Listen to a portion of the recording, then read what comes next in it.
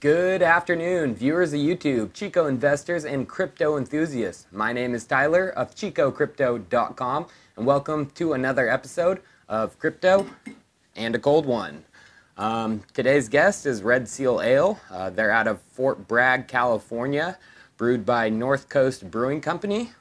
Generously hopped for a long, spicy denouement. I don't even know how to say that. So let's give it a taste.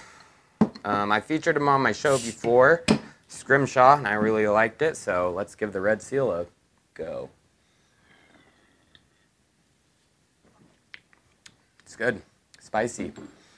So crypto has gained back some of the losses felt after a very volatile bear market, which erased a bunch of our gains. But luckily, crypto homeboy from the CFTC, Christopher Giancarlo, defended crypto's value and explained the process well. You know his kids hold. So, I'm a huge fan of smart contract platforms and hold both Ethereum and Neo. But many of my followers have asked, why don't I have any Cardano? Well, I do have a little bit of an investment recently. And I think the best way to explain this is to have a look at these platforms, Neo, Ethereum, and Cardano. We'll look at the basic features of the platforms, including consensus, transactions per second, governance, and finally we will end it with ecosystem and project development. This will be a hard thing for me to do, but I'm going to try and be as unbiased as possible. So our first topic is consensus. So we'll start out with Ethereum. Ethereum reaches consensus via the proof of work consensus model. All participants have to reach consensus over the order of all transactions that have taken place. The consensus of proof of work affects the performance of transaction processing and is very energy efficient. Also, the transactions are accessible to all participants, which is problematic for applications that require a higher degree of privacy. Proof of work also needs confirmations to be considered safe. But proof of work is about as secure as you get. It has been around since Bitcoin and has withstood the test of time. So Ethereum is going to be switching to a hybrid proof of stake and proof of work protocol called Casper. On January 4th of this year, the testnet for Casper was released called Casper the Friendly Finality Gadget. The testnet is still in its infancy and is a ways off from full implementation. Cardano uses the Ouroboros proof-of-stake algorithm. Cardano says it is the first blockchain protocol that is based on proof-of-stake and has been scientifically proven as secure. Proof-of-stake can achieve consensus, but without using the massive energy like Bitcoin is right now, and Ethereum will if Casper is not implemented soon. Ouroboros has been marketed that it's the first peer-reviewed proof-of-stake algorithm, besides being provably secure. But after doing some research, I ran into something pretty interesting. The creator of BitShares posted a peer review of Cardano's consensus. He says it's become clear that it is a copy of his delegated proof of stake with a few counterproductive modifications. Cardano responded saying Dan always tries to take credits for everything in crypto. I don't know who to believe, but the thing is, Ouroboros is not fully implemented, and staking isn't even functioning. Neo, on the other hand, uses a delegated Byzantine fault tolerance to reach consensus. It's similar to proof of stake, but instead of staking coins, coin holders vote on delegates or bookkeeping nodes.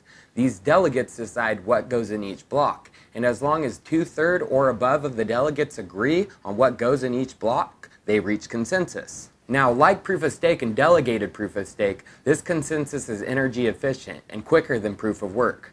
Unlike DPoS, DBFT is unforkable.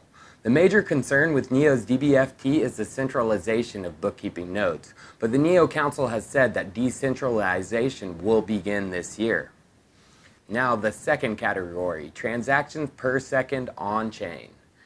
Neo in its current form can handle 1,000 transactions per second, but optimized on a testnet, it can handle 10,000 in its current form. Dahongfei at Neo DevCon said that Neo will be able to handle 100,000 transactions per second by 2020. One of the reasons Neo chose DBFT as their consensus was the ability to scale, and the NEO Council seems highly confident this scaling is possible.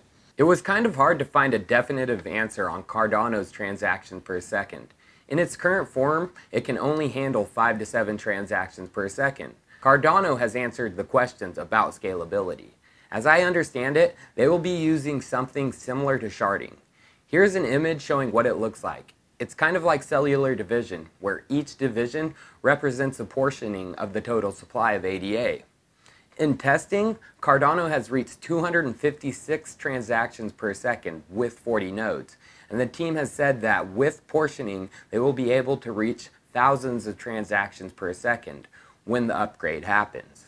Now, Ethereum in its current form can handle 20 transactions per second. With the implementation of Casper and Proof of Stake, Ethereum could get up to 100 transactions per second before any sharding or parallelization comes into play. With sharding in Casper, it is estimated to be anywhere from 10,000 to 100,000 transactions per second. I believe it will be a mixture of Raiden, Casper, and sharding to reach those types of levels. So NEO can handle 1,000 transactions now, with 100,000 in the near future. Ethereum can handle 20 transactions per second, with 10,000 to 100,000 in the near future.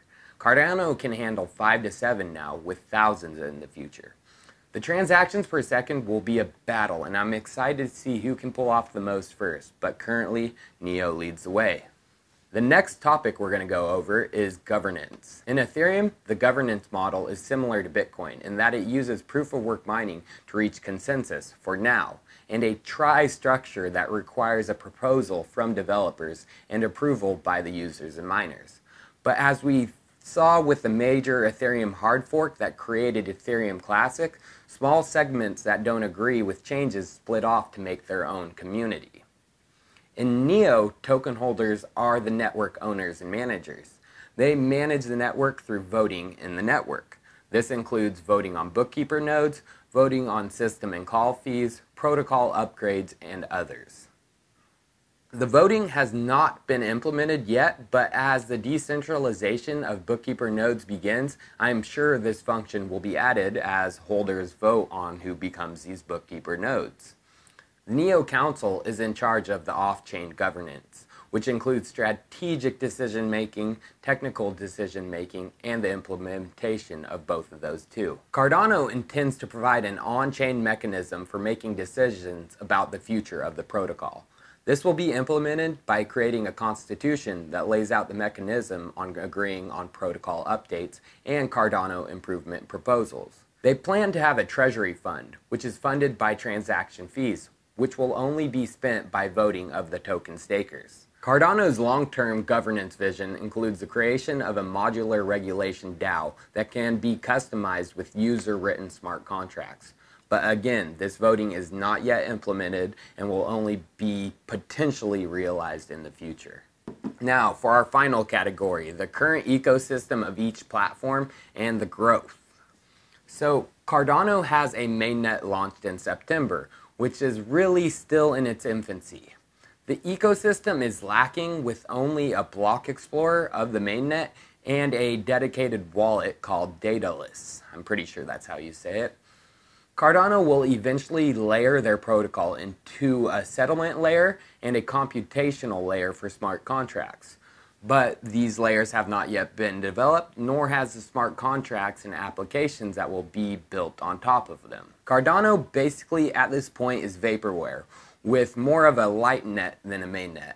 The major updates of the protocol layers and smart contracts will happen with the Goguen update, but no word on when this will be fully implemented. The growth of Cardano's ecosystem is yet to be realized, and only the future knows what will happen. Ethereum's ecosystem is the most robust in cryptocurrency. Multiple wallets, decentralized exchanges, dApps, there is asset platforms, decentralized banking, payments, business services, esports, gaming. The spiderweb being built on top of Ethereum is far-reaching, but mentioned before, the scaling limitations of Ethereum have limited the development of a ton of these projects. Scaling is the #1 issue for Ethereum right now. There are also multiple tools and technologies already working on Ethereum. The Geth console, Mist browser, Parity, Web3j.js, Solidity, Truffle, MetaMask, Ethereum naming system, Whisper, and the list goes on and on. The complexity and advancement of the smart contracts within Ethereum is outstanding and will only keep getting better with time.